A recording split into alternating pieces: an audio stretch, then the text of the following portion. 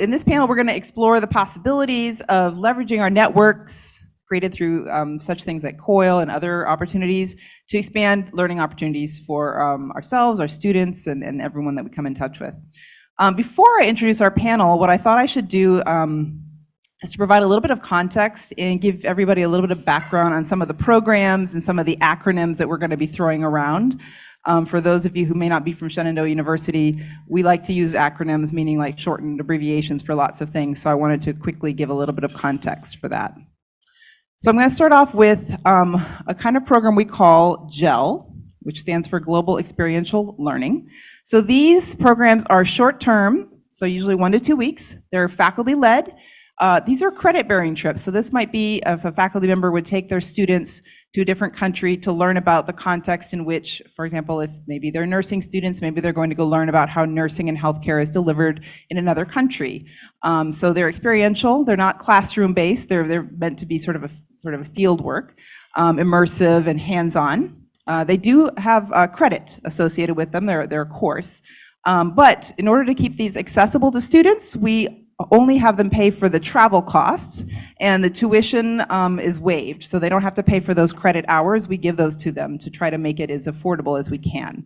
And then we also work very hard to customize these different opportunities and experiences to meet students where they're at, to meet their interests, to be within their majors and in different disciplines.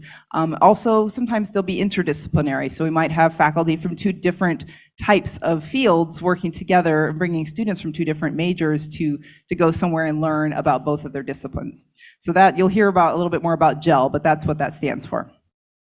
Then we have something that we're very, very proud of. This is I would say our flagship global program here at Shenandoah. It's called the Global Citizenship Project, or GCP. This was actually founded in 2005, and very much in the spirit of the Barzinji Project. It's also the legacy of someone who was a passionate educator.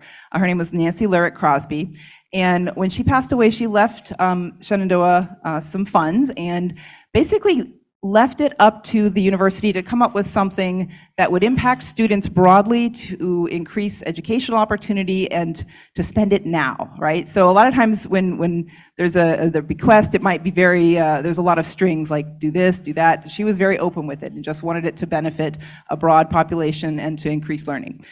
So as the story goes, they pulled together a group of not just faculty were part of it, but also staff members and students to get their viewpoints. What should we do? You know, what do you guys think we should do with this money to honor this person? So they came up with this idea. They said, you know, it's really important. You know, our mission statement is that we are creating global citizens, right? And well, how can we do that? And what are some of the barriers that keep people from having some international and global experiences? Well, the big one, of course, for many people is money, right? It costs money to travel, to have international experience. So they said, well, why don't we use the money to help fund something that would get people abroad? Maybe people are scared to go. They've never traveled. All right, we'll do it in groups, right? So they don't have to be afraid to do it by themselves. Maybe students are busy with their courses and their disciplines and they don't have time. So let's do it during spring break. Classes are canceled in spring break, but there's nobody in classes. We'll do it then. So again, just trying to think through some of the common barriers that prevent people from having international experiences. And so, so what we do is every year, we have a call to anyone who is a full-time member of the university. So if you're a student, a graduate student, undergraduate student, staff person, faculty member, you're eligible to apply for this program. People who are interested write a 1-page essay, why I would like a chance to go and see somewhere in the world and how I imagine myself sharing what I learn. We have a committee made up of people who've gone in the past, read those essays without any names, they can't pick their best friends, and try to just the strength of the essays and which ones that resonated. And so then we announce, okay, these 50 people are going to be selected this year. It's a great honor. And they don't know where we're going to go. So every year it's a surprise. So you don't get to say, oh, I'm going to go and I want to go to X. No, you have to just be willing. I'm excited to just learn something about a part in the world. And then in November, so in October, we'll say, okay, here's the 50 people. By the way, for us, this will be next week. On Friday, we'll be announcing the exciting who got picked. And then on November, we'll have a big ceremony here in this room, and we'll announce, okay, these are where we're going to go this year. So 10 people, we'll read 10 names, come on down. We're going to send you to this place, and they're all excited and a little bit, sometimes they're like, where is that? So it's very exciting. And then we spend the next few months, month by month, meeting as a group, learning about intercultural concepts, learning about the world, learning about ourselves, learning about the culture of where they're going to go, and then they go for 10 days over the spring break period. So it's been in place for 19 years. It's kind of amazing. We've been to over 71 different countries.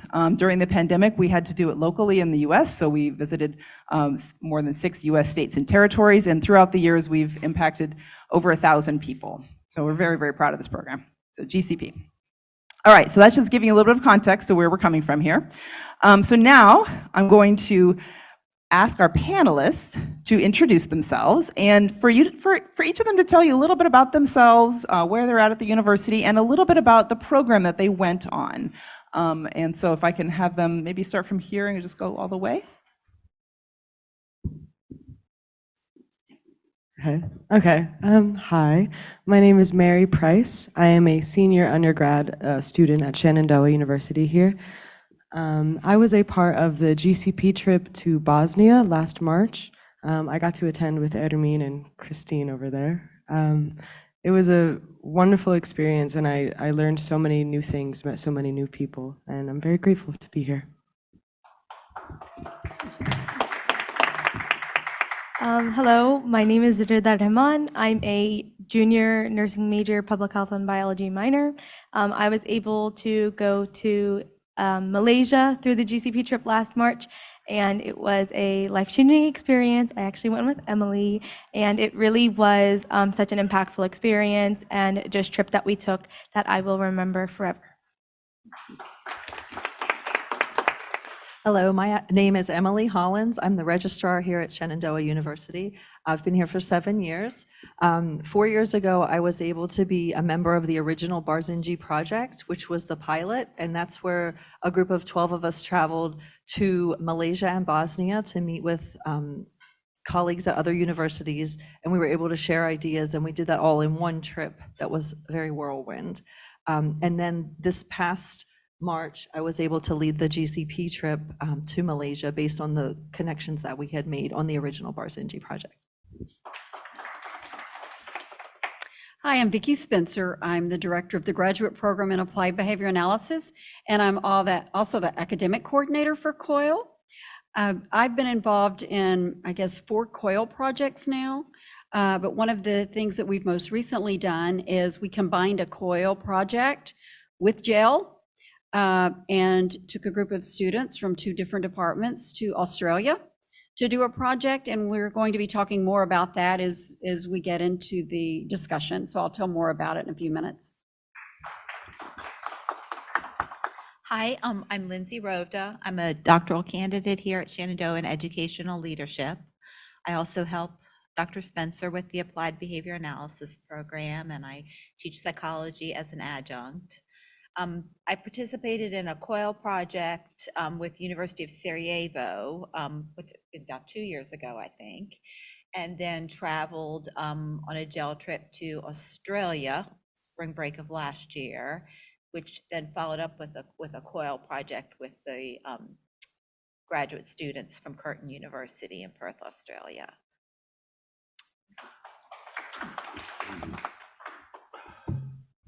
Hi, everyone.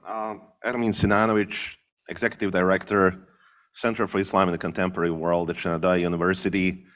I was on a GCP trip to Bosnia. I led it last March during spring break.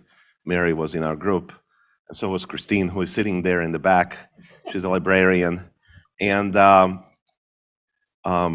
we're going to talk more, but one thing that I want to just immediately mention is what was super interesting for me was seeing the country of my birth and the country that I think I know pretty well, seeing it through the eyes of other people. So you always learn new things because we get used to certain perspectives. Then when somebody else comes and points something out and like, oh, yeah, that's obvious, but I never noticed it because. So we're going to talk more about that, but yeah, that would be like the beginning of our discussion. Thanks. Thank you all. Okay, so we have some questions that I've prepared and we've sort of talked about. So some of them, will be relevant to all of you, and some of them may be more to the faculty than the students. So feel free to jump in as you feel led. So first of all, we're talking about leveraging partnerships. So I'm kind of curious, there's a lot of different paths, right? Pathways to developing and expanding partnerships and relationships. So can you maybe reflect a little bit, given your own experience, on some of the directions and pathways that these partnerships have developed and that you've experienced them? Like top down, bottom up, COIL to in person? Yeah, I mean, in my case, I have a very strong relationship with people in Malaysia and in Bosnia. And so for these relationships, we leverage them in terms of our GCP trip, but also the CICW, I think we leverage relationship with Shenandoah University. I think I can say this, that CICW was actually the sponsor of this trip to Bosnia. So across different levels of partnerships, whether they be personal or institutional, peer-to-peer, they all helped in strengthening these ties and then identifying opportunities that led to some of the trips and initiatives that I think we did here at Shenandoah. And we leveraged the partnerships and connections that Ermin had in Bosnia and Malaysia for the original Barzinji project pilot. So we were able to actually have that group come here to America to meet with our colleagues at Bridgewater and to come to Shenandoah. So we got to interact with them in person. That was our first time meeting them. We shared meals together. We shared experiences at different activities. And I think that helped us to make a connection in that way. And then we were able to build on the interest of that, like that endowment of relationship that we had. We were able to build on those partnerships when we were physically distant. And mine actually started where we were virtual, actually for about 4 years, because I was working with faculty at Dar al-Hikmah in Saudi Arabia, which is where I had initially been. And then one of my colleagues at the time then moved to Perth University in Perth, Australia. And we started working, doing a COIL project with her. Well, then I started working closely with Dr. Kathy Schiffman in educational leadership, and we put together a gel trip. So with my background in special education, you can't really do educational leadership without also having some background in special education. It made sense that we partner. So then we traveled in Australia to do a partnering gel COIL trip. And that has continued to expand our work also in publication, research, and conference presentations. Thank you. So perhaps now we can get into the meat of this. So let's start thinking about some of the benefits, right? So we run a lot of these trips to a lot of different places, but what do you feel are sort of, but from the students' perspective as well as those people that design the trips, of having a partner on the ground, right? Like an IIUM or University of Sarajevo, that you've already worked with, you have some kind of existing partnership when you're crafting an itinerary, thinking about the learning goals and the activities that you're gonna do, sort of like, what's the value that partnership brings to the table when you're doing some of the planning and execution of these types of experiences? It made it very easy for me to plan my trip to Malaysia because we already had friends like Mira and Professor Haniki that we had very strong connections with. So there wasn't the awkwardness of, oh, I don't want to bother that person, or I better craft a very formal letter to request some assistance. It just was like, hey, can we go to this elephant thing? Okay, thank you. Like very easy and fast, and made it very efficient for us to get things done. And I think it helped to grow those partnerships because they were then the experts of what we were doing instead of like them coming to us and we were trying to lead everything. So I really felt that was helpful. And then they had connections locally to help with the transportation and the food and things like that helped keep things in the local economy as well. Yeah, I think when we arrive with already existing relationships, we more quickly become insiders in a situation where we would be perpetually on the periphery of whatever is happening. But when we already have relationships with people, we then can instantly join in their activities and see the place that is new for us from their perspective. To kind of get like a student's perspective based on the Malaysia trip, I know that since there was a lot of planning going into it, whenever we met someone, it felt like they already knew us because of everything that they had heard and all the planning that went into it. So there, like Emily was saying, there really wasn't that awkwardness. It really just felt like everywhere you went, everything was like particularly planned, but it felt very natural and it felt like you were just going to meet some friends. So that's kind of how like building that relationship, and through COIL and through Barzinji, strengthening those relationships allowed me as a student to actually have a fun time and like not be awkward or not like be uncomfortable in a situation, because I really just felt like these people already knew me, even though it was the first time meeting. But yeah. Yeah, in my case, obviously, going back to, a country where I'm originally from, it's easier in the sense I know many people and have many connections. One thing that helped is that a friend of mine actually, with another friend, knew another friend who had a travel agency, and he helped us plan the trip, Kenan, from beginning to the end. And so really, I didn't have to spend any of my time thinking like, okay, where do we go next? How do we get transportation from A to B? It was all super planned, all known ahead of time. And maybe, Mary, you can talk about when we visited the University of Sarajevo, and we had that meeting with Dr. Janana and others, and then the students were there. And then we said, okay, we're done with the meeting. Why don't you guys just go out and have lunch together? Just the students from Sarajevo and our students from here.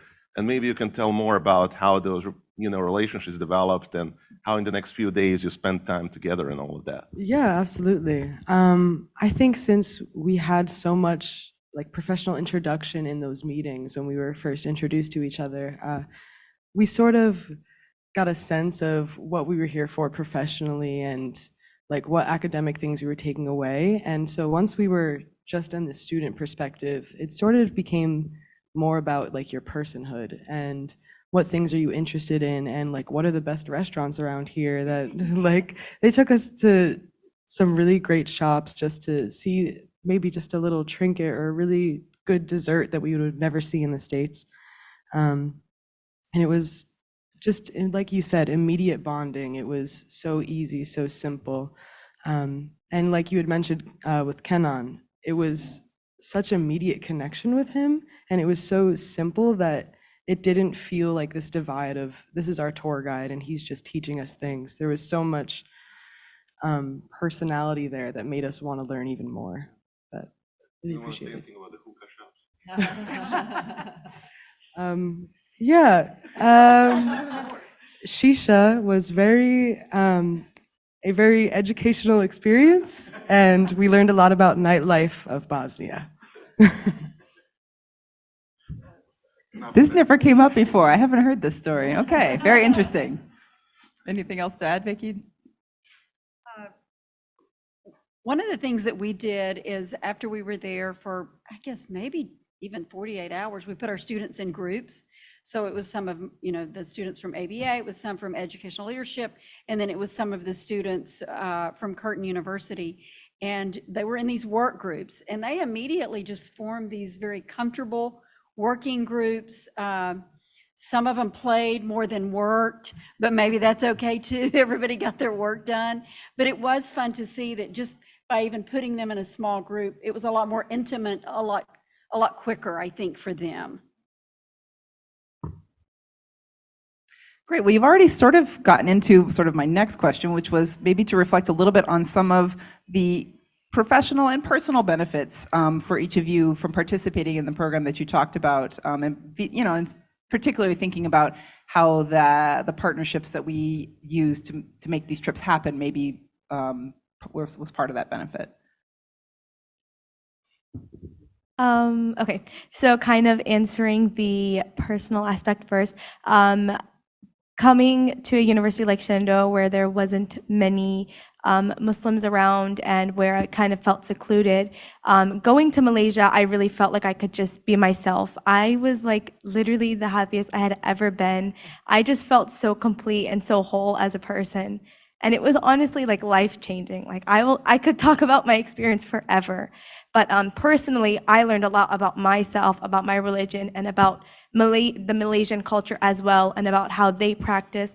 And just in general, like, I didn't even know that Malaysia and Indonesia had the largest Muslim population until I told my aunt that I was going there. And I was just like, wow. And that just made me so much more excited to actually go. And going and coming back, I really have, like, my life has changed. Just me, like, as a human being, I feel like I've just, like, changed, and my perspective on life and my perspective on my religion and my perspective even on Shenandoah has changed, because I feel like I've just been able to, like, be more expressive and be happy in the place that I am and show, like, my pride in being a Muslim Pakistani student. As far as professionally goes, with all the connections we made, they are Emily and all of the people we met really made sure that us as students on the trip got what we wanted out of it. So I know me personally, I'm a nursing major, so we were able to go to the university there, and I learned a lot about how IIUM has their nursing program. We even went to the hospital and went to the, like, mother and children's, like, unit, learned about how they do some of their services. And as a future nurse, it was very eye-opening, and it also changed my perspective on how I will take care of my patients. Not just that, seeing the Islamic aspect on healthcare and providing the care for patients and being a healthcare provider really taught me something that I would never learn here at Shenandoah or even in the US, because it's not really talked about much, like religion in healthcare providing or anything like that. But in general, I think that trips like these and GCP and all these relationships that we are forming can truly touch a student's life like it did mine. Yeah, I think what I've found so exciting is one of my cohort mates, she works in the public school system.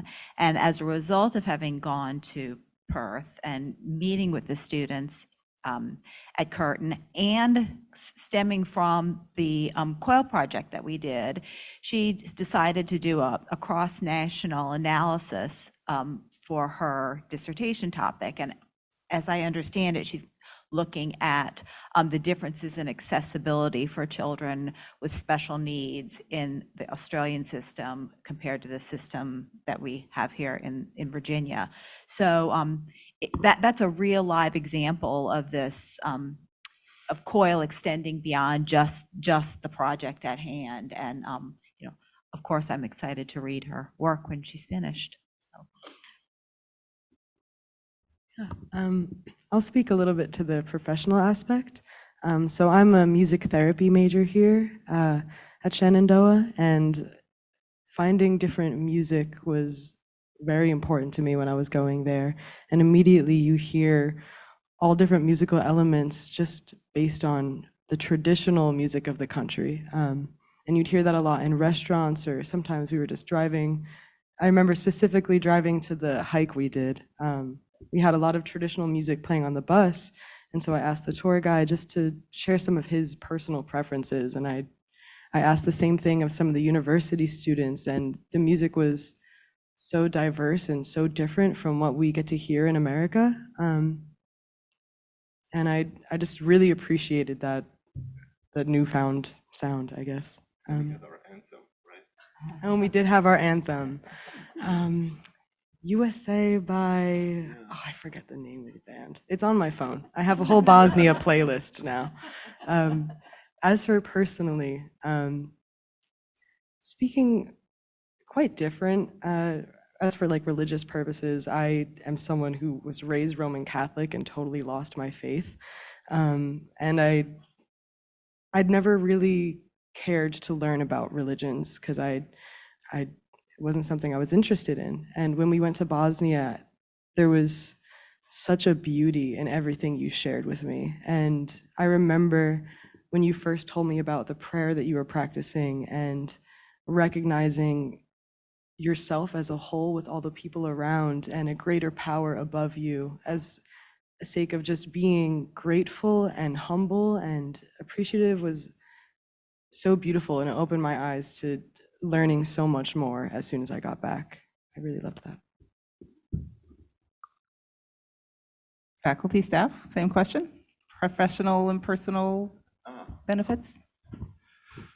So to develop that theme that I mentioned earlier about viewing one's own place of birth and country through other people's eyes. It is so important, actually. There are so many things we take for granted, no matter what culture we come from. And we don't even think about it because we think that's the way how things are, until somebody asks a question about it and say, but why is this like this? You know? So one thing which I did notice, because I can be a little bit flamboyant from time to time, is that people, especially men in Bosnia, tend to go with very dull, neutral colors. So it's gray, black, you know, those kind of things. And I think some of the students notice it, like, why is everybody wear gray and black here? Why no other colors? Is there like some, you know? And it's the thing, when you come from a smaller place, a smaller culture, it's very difficult to stand out. So you tend to comply and you tend to blend in. Whereas when you are in a very big, diverse place like the United States, nobody really cares what you wear, how you carry yourself, what you're gonna put on, how you're gonna dress or not. It's all, you know, acceptable, at least nowadays. And so that was one thing that really stood out to me. And then just listening small comments by the travelers on the trip, the students and faculty, staff, about small things that they would notice that I know about, but I never really think about, you know? And it kind of made me think about even smaller things that we do. And I hope that we bring that attitude back when we come to the United States, that we can use that same lens to look at our life here. And there's a lot of things that we take for granted and we think it's normal, and it is, but at the same time, there are other things and other ways of doing things that, so I think, Rida, we talked a little bit about when you know, growing up here and then going to Malaysia and how it opened up your eyes and then brings back those questions and insights with you here to the United States, to Shenandoah. It makes you appreciate what you have here even more, in a sense, but it also creates a more critical perspective. And I think that's what we all need, and to be a little bit more, I maybe don't like the word critical, discerning, to be more discerning about everything in life, you know, to understand why certain things exist, to understand the differences and how those differences could be incorporated and how they could be accepted.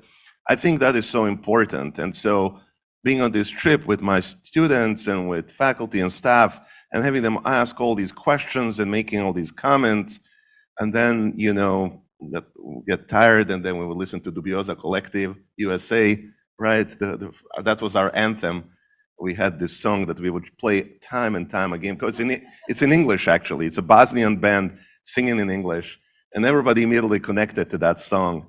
And we would just play it on the bus, you know. Every time it would get like a little bit slower down, we'd be like, play USA, play, because that's the name of the song, USA.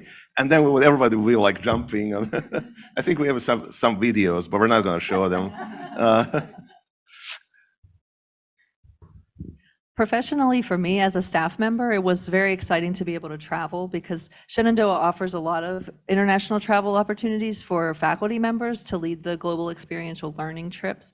But to be able to travel as a staff member was like very exciting for me, as like selfishly, to get to see new places and to explore and connect and everything. But also in a leadership perspective, I got to interact with Brooklyn, was on my GCP in the back, and Rida, interacting with these students in a different way, leading the trip and having to see like every little minute had to be accounted for, every detail, like how are we getting places. Thank goodness for people like Mira, who was helping us at IIUM.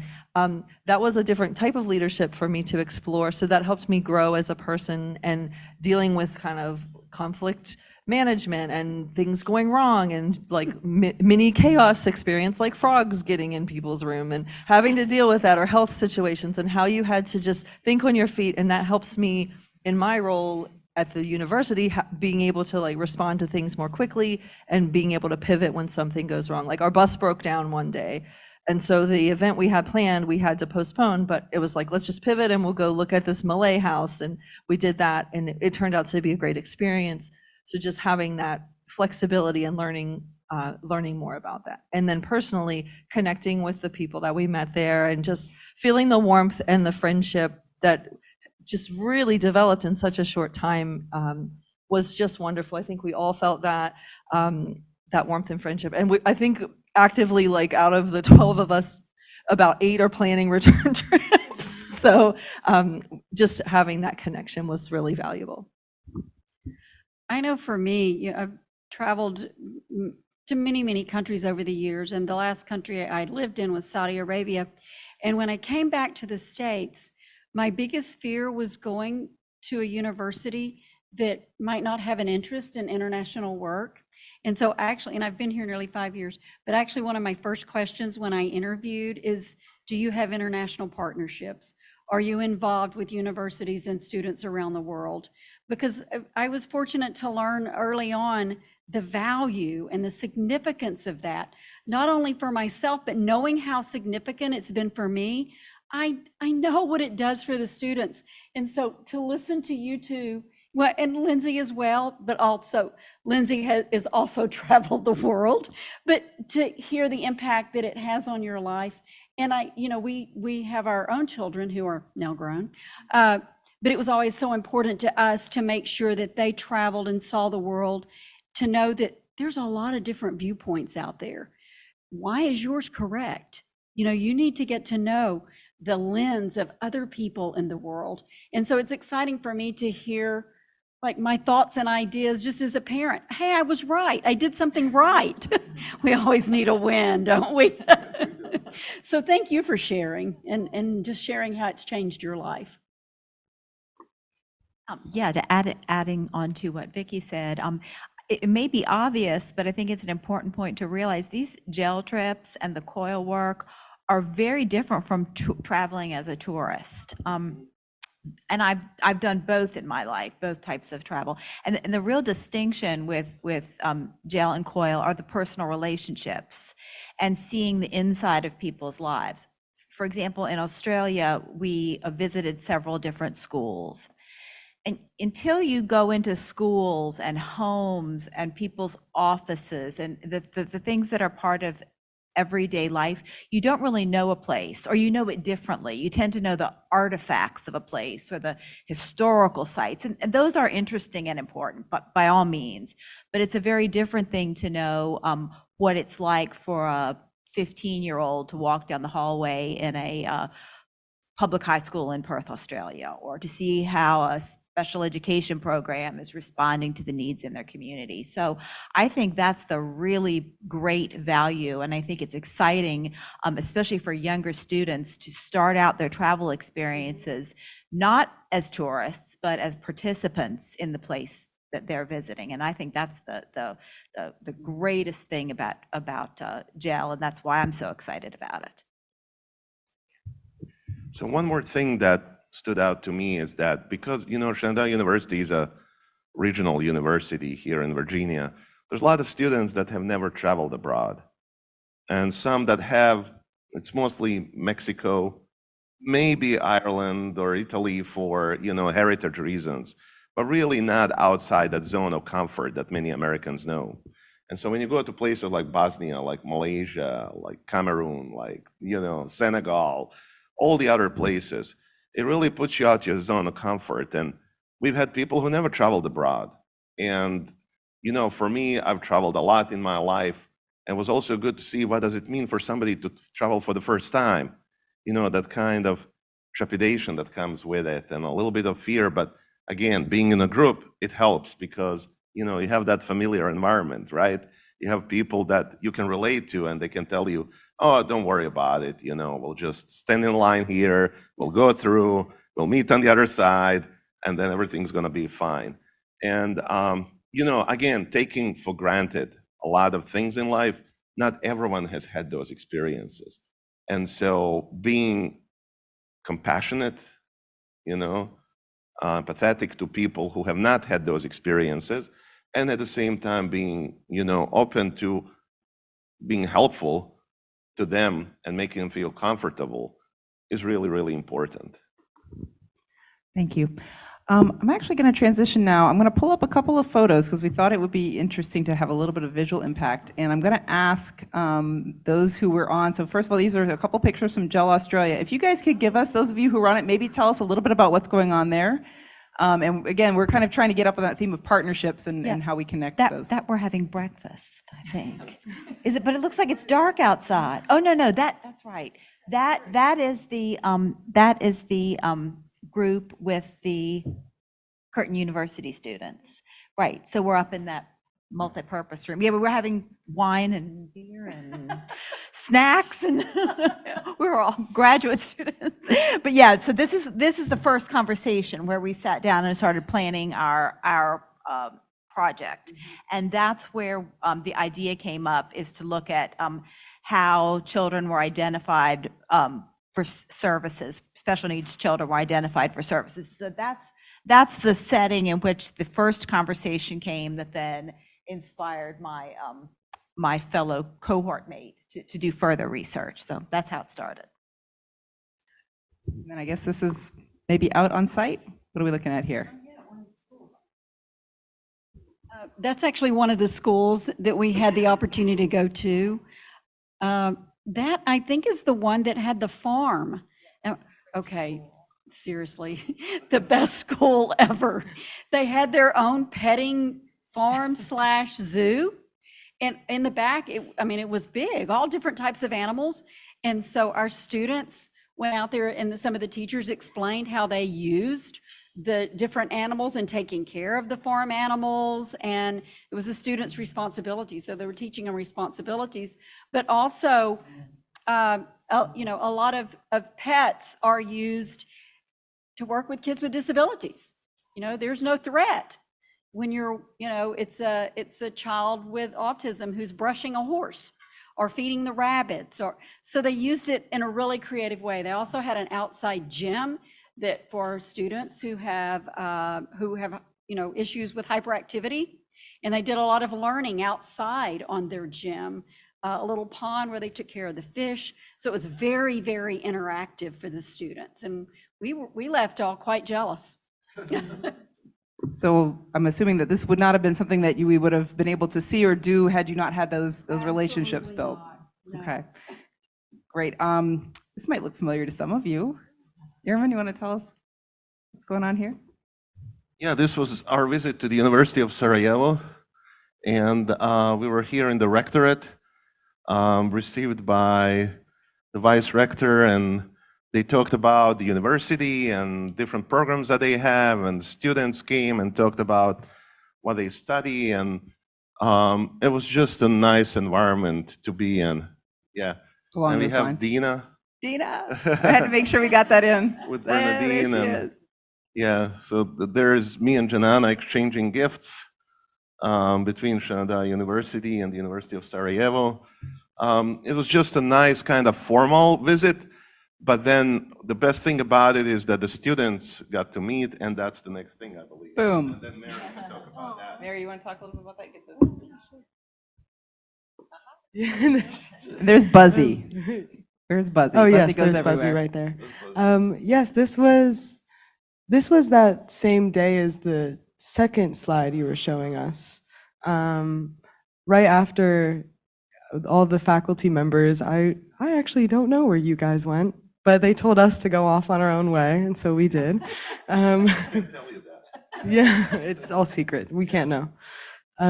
So this was one of the local restaurant cafes almost. And this is where I learned actually how to drink Bosnian coffee, which is so stray from what I'm used to. And pouring it over that little sugar cube, but it was absolutely delicious.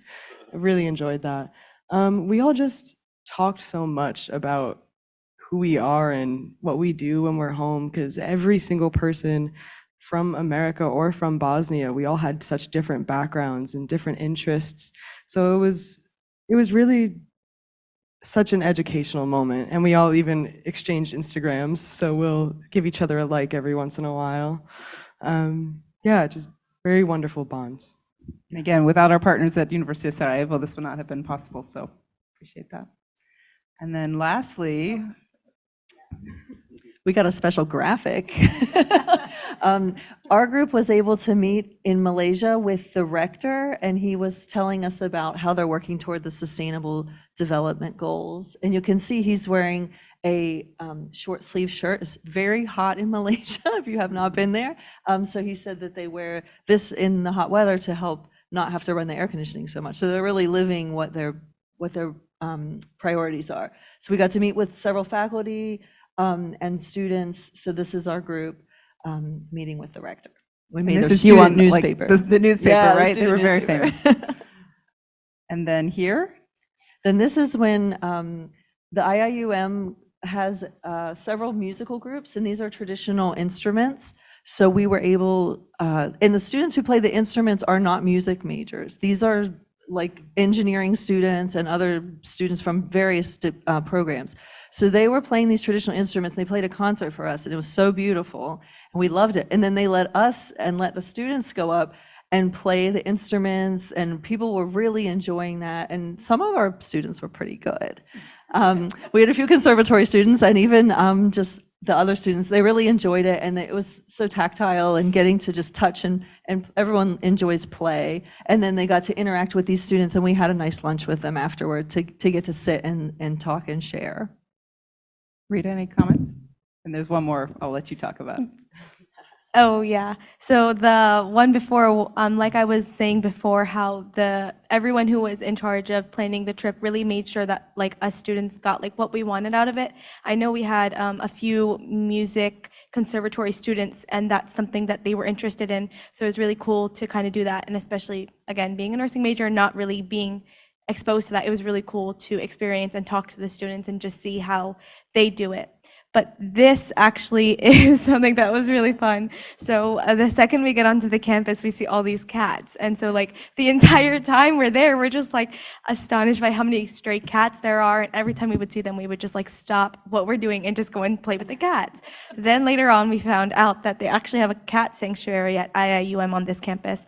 And so it was not part of the itinerary, but we did in fact go and visit this cat sanctuary where literally it's just like a little shed type thing, I believe, that they built. And there was just a whole bunch of cats there, and you can feed them and play with them. And it was just so heartwarming because all of us love cats. And so that's something that we could share.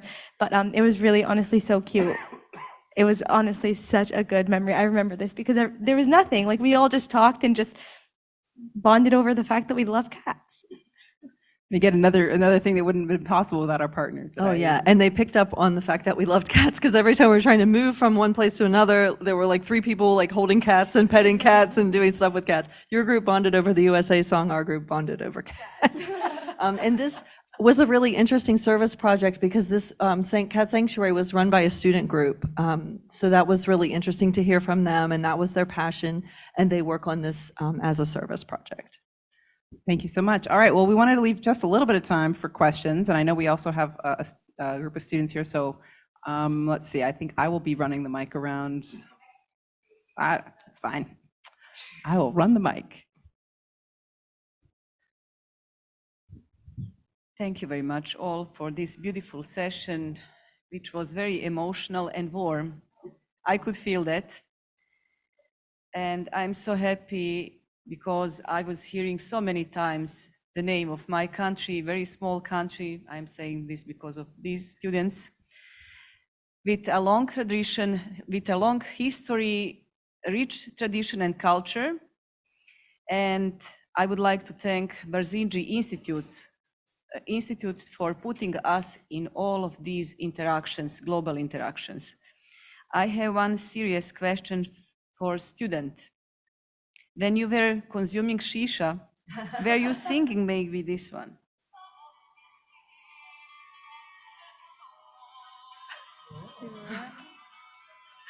What is this? Did you hear that song? Oh, I'm not sure if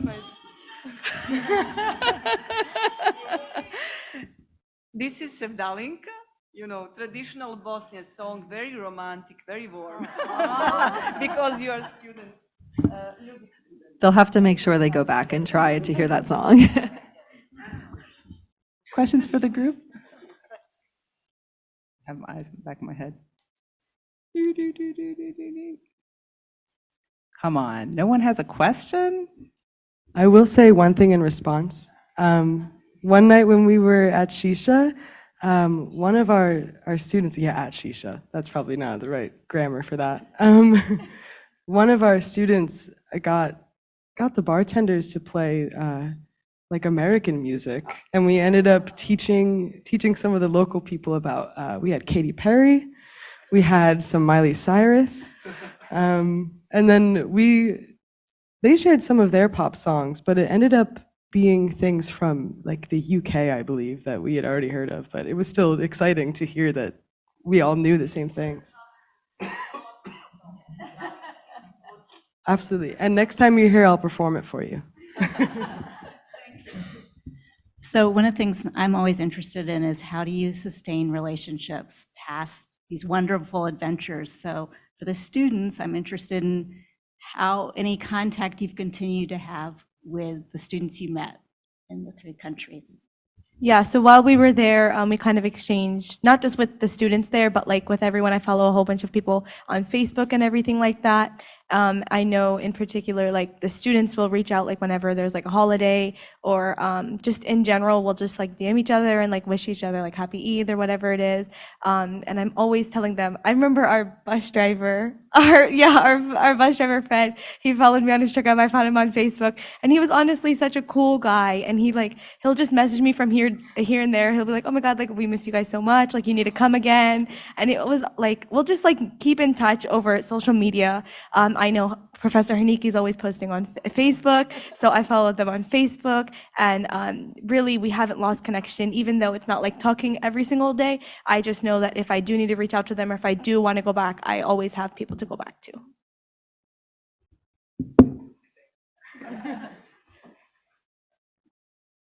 Anything else? Oh, yeah.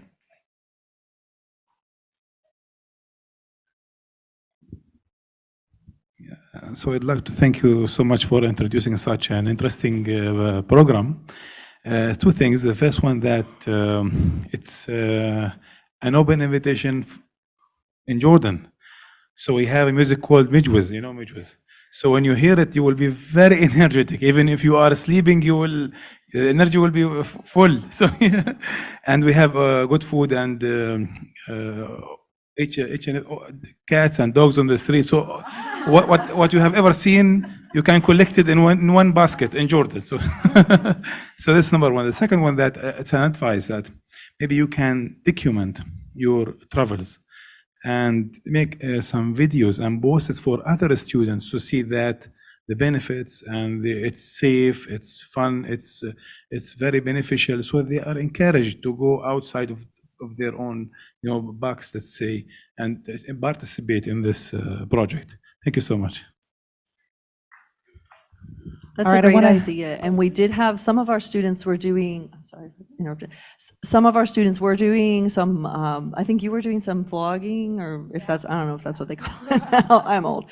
But they were making videos and doing things online and sharing. And I think social media has really increased, like it has negatives obviously, but has increased. All the students were posting their travels, and they were really able to keep up with it. Like the leaders, it was just relentless schedule. We didn't have as much time to post like 100 things, but the students were posting cool stuff. It was getting engagement and just getting that conversation going between their friends, their families, and sharing the stories of these different countries that we went to. All right, I want to, in the interest of time, we have to wrap up. But thank you all so much. Thanks to the panel. Thanks to the audience. Really appreciate your time today. Thank you. Thank you.